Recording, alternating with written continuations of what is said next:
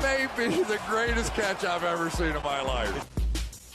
Alright guys, we are getting to that part of the week where I need to talk about the running backs, the wide receivers that we are wanting in our starting lineups, the other guys that we are wanting to avoid. But please, if I say anything in this video that you disagree with, I want to hear it. I want you to go down to the comment section and let me know your opinion, because we are gearing up for the fantasy football playoffs right now. I want to reiterate, guys, that comment section is so impactful for everybody in the flock. Your opinion is just as valuable as mine. The only difference is I'm the one making the videos, but you, if you are subscribed, you are a part of the flock as well. You need to be going down there to the comment section. Please reply to some questions, ask your own questions, and let's build this community and let's get our teams right for the fantasy football playoffs. Alright, so that's it. Let's get into this video and let's talk about 5 running backs that I want to make sure are in our starting lineups going into week 13. And here we are going to start it off with the most disappointing running back on this list, someone that I was entirely wrong on, Miles Sanders. Okay, with Miles Sanders, I'm going to admit, this was a running back that I loved coming into 2020. I was aggressively targeting him at the end of the first round and the beginning of the second round in 2020 fantasy football drafts. I thought that Miles Sanders had everything you'd want to see and that he was going to be the 3-down bell cow for the Philadelphia Eagles, who were supposed to have a good offensive line and were supposed to have above average quarterback play. Obviously, everything has fallen apart for this team, and what's not only horrible for Miles Sanders is the fact that we are actually getting usage from Boston Scott when this team goes down multiple touchdowns, when this team is in obvious hurry-up mode where they're going to have to be going through the air to move the ball down the field.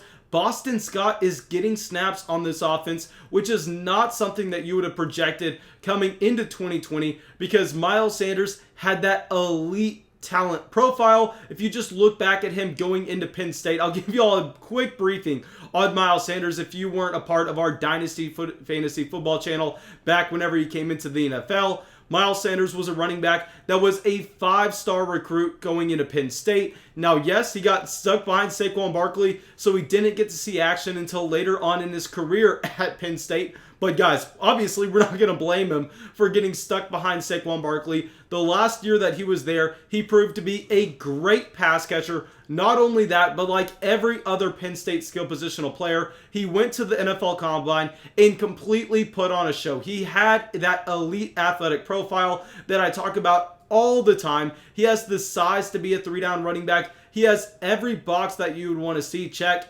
So with Sanders, I think we just have to take a step back. We have to look at the overall profile, say there are more positives than negatives, and we also have to look at the fact that yes, Carson Wentz has been one of the worst quarterbacks in the NFL up until week 13, but it can only get better. I don't care if that's them going out there putting Jalen Hurts in the game, which is what I personally want to see, or if that's just Carson Wentz going out there and starting to perform a little bit better than he currently is. But guys, I am here to say that Carson Wentz is out of excuses. If you look at his stats so far in 2020 on a per game basis, they are right there with players like Joe Flacco. I mean, it's hilariously bad how horrible Carson Wentz has been so far, but I think that Miles Sanders can thrive in a fantastic matchup against the Green Bay Packers, because the Green Bay Packers have been a horrible run defense so far in 2020. We just saw David Montgomery go out there and have pretty much the longest run of his entire career. So here, I think it's going to be a clear spot for where Miles Sanders can go out there. He can get right. The only thing that we have to look for is the worry that Boston Scott comes in for garbage time.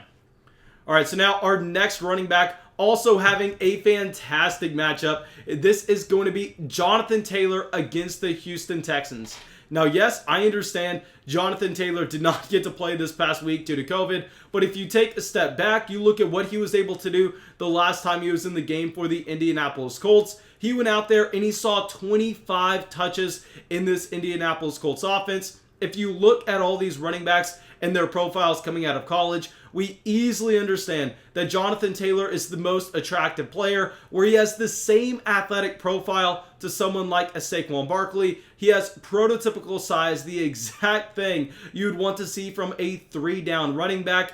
And we know the Indianapolis Colts have one of the best offensive lines in football. They've been playing at an incredible rate in terms of how they are able to go and just non-stop put points on the board. And also with Jonathan Taylor, he's going to be 100% good to go. This was not a hamstring strain that we are dealing with. It's not like he's going to get worked back into action. I mean, he's coming off the COVID list. If Jonathan Taylor is active against the Houston Texans, I see no reason to go out there and worry about starting him. I think that it's going to be a clear smash spot. And with Jonathan Taylor, he has top 5 running back upside in his range of outcomes this week. All right, so now our next running back, someone that I told y'all to start last week, someone that I told you to try to trade for 3 weeks ago, David Montgomery. I don't want to spend a ton of time talking on David Montgomery because I know y'all are tired of it, but I'm going to say what I always say. Yes, David Montgomery is one of the worst running backs in the entire NFL. This is what we said when we scouted him coming out of Iowa State in 2019. But at this point, it does not matter. He is seeing every single touch in that backfield. He is getting a consistent usage in terms of the targets he's seeing out of the backfield as well. And with David Montgomery, he has a fantastic matchup this week against the Detroit Lions. We are seeing the Detroit Lions give up fantasy points every single week to the running backs of the opposing offense. I mean, just look back at what happened on Thanksgiving, where Duke Johnson was able to go out and have one of the best games of his entire NFL career. Now, I will say with David Montgomery, not necessarily a spot where I think that he's going to be able to replicate the numbers that he had this past week, because that type of efficiency is just unobtainable for David Montgomery.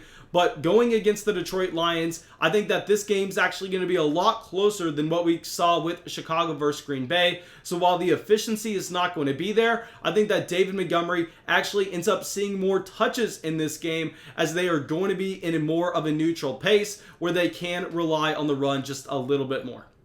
Okay, so now our next running back, someone that we're going to have to monitor the situation as the week goes on. So please, guys, do not just plug him in and then never look at it again. But we are going to be talking about J.K. Dobbins. J.K. Dobbins currently on the COVID list, as well as Lamar Jackson. And I will say with J.K. Dobbins, the only way we want him in our starting lineups is if we get Lamar Jackson back into this offense. With how we've seen the timetable be for a lot of these COVID players so far in 2020, I think that we should expect Lamar Jackson back. They're going to be playing on Tuesday this upcoming week. Like I said, something we have to monitor, but they are going up against the Dallas Cowboys. The Dallas Cowboys are looking like one of the worst teams in the entire NFL right now. We should see the Baltimore Ravens maintain a heavy lead over the Dallas Cowboys, which is going to call for a lot of running plays. And the last time we saw J.K. Dobbins in action, he severely outtouched both Mark Ingram and Gus Edwards